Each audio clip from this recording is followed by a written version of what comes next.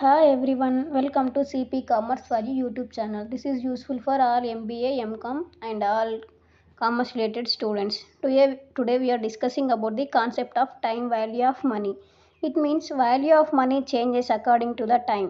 అంటే ఫ్యూచర్లో money value అనేది ఇంక్రీజ్ అవ్వచ్చు అండ్ ఆల్సో డిక్రీజ్ కూడా అవ్వచ్చు. For easy understanding we can say that current money is more valuable than the future అనమాట. This concept is also known as timer preference for money. For easy understanding I will take one example.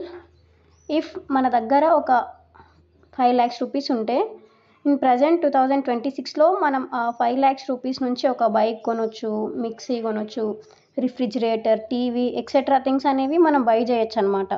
But after 10 lakhs after 10 years it means in 2036 ఇవన్నీ things అనేవి మనం by చేయలేమన్నమాట. Present value అనేది పెరుగుతుంది future value కన్నా. Present value 5 lakhsతో మనం అవన్నీ కొనడం అనేది కష్టం అవుతుంది. బట్ ఆఫ్టర్ 10 years 5 lakhsతో మనం అవన్నీ ఐటమ్స్ని మనం కొనలేము ఖచ్చితంగా. So it is called as current money is more value than the future.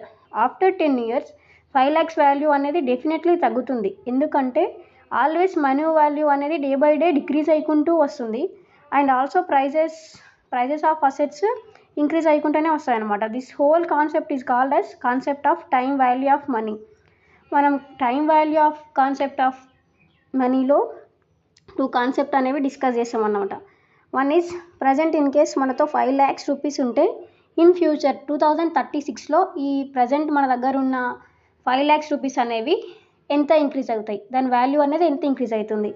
Second concept ఏంటంటే in case after 10 years it means 2036లో మన దగ్గర 50 lakhs రూపీస్ అనేవి ఉంటే ప్రజెంట్ ఇన్ 2026 ఆ 50 lakhs రూపీస్ ఒక వర్త్ అనేది 2026లో ఎంత.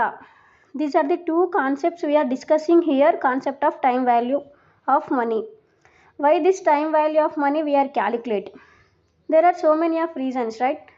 We are calculating the time value of money. One is risk and uncertainty, time preference for consumption, investment opportunities and also inflation economy. Coming to risk and uncertainty, future value అనేది ఎట్లుంటుందో మనం expect చేయలేము కదా. So ఫ్యూచర్లో దాని value అనేది either increase అవ్వచ్చు, either decrease అవ్వచ్చు. అందుకే ఫ్యూచర్ అనేది అన్సర్టైనిటీ అండ్ ఆల్సో రిస్క్ అని అంటాం మనం. ఇన్ కేస్ ఫ్యూచర్లో కరెంట్ వాల్యూ అనేది తగ్గినా కూడా ఎంత తగ్గుతుందో పర్టికులర్గా మనకు తెలియదు. And also fixed assets value అనేది ఇంక్రీజ్ అవుతుంటుంది అంటాం కదా. ఫర్ ఎగ్జాంపుల్ ల్యాండ్ వాల్యూ ఉండొచ్చు, బిల్డింగ్స్ వాల్యూ ఉండొచ్చు. మనం దాన్ని కొన్నప్పుడు దాని వాల్యూ అనేది ఫ్యూచర్లో ఇంక్రీజ్ అవుతుంది అని చెప్తాం. బట్ పర్టికులర్లీ ఎంత ఇంక్రీజ్ అవుతుందో మనం పర్టికులర్గా చెప్పలేం. The main reason for calculation of present value of money. Coming to preference for consumption. Who wanted to consume at now. ఎవరైనా కూడా చాలామంది ఎట్ నౌ కన్సంప్షన్ చేయాలని అనుకుంటాం మనం దేన్నైనా కూడా. ఎందుకంటే ప్రజెంట్ అండ్ ఫ్యూచర్ని బోత్ని అబ్జర్వ్ చేస్తే చాలామంది ప్రజెంట్కి ప్రిఫర్ చేస్తారనమాట. ఫ్యూచర్ అనేది అంతగా పట్టించుకోరు. బికాస్ ఫ్యూచర్లో ఏం జరుగుతుందో ఎవరికి తెలియదు కదా.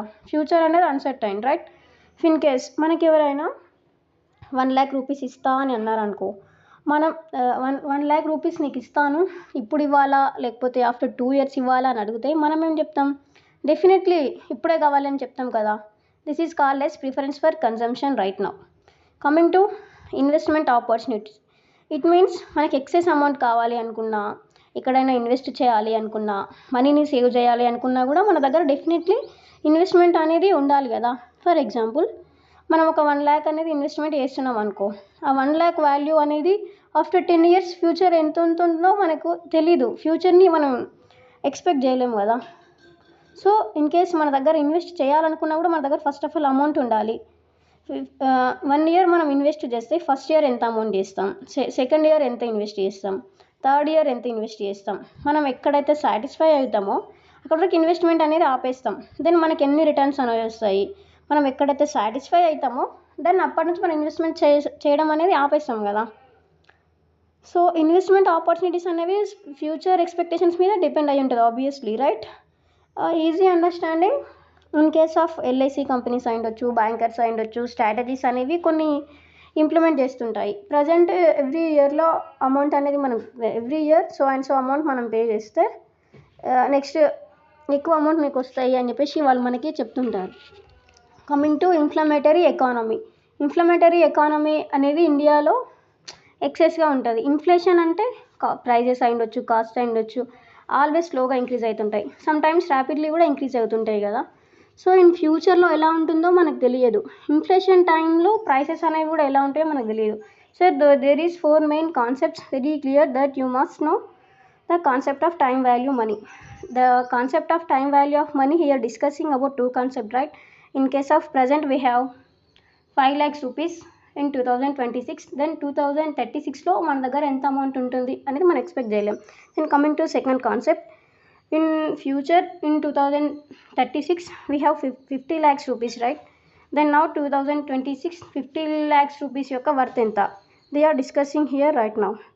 Thank you all. Please do subscribe my channel.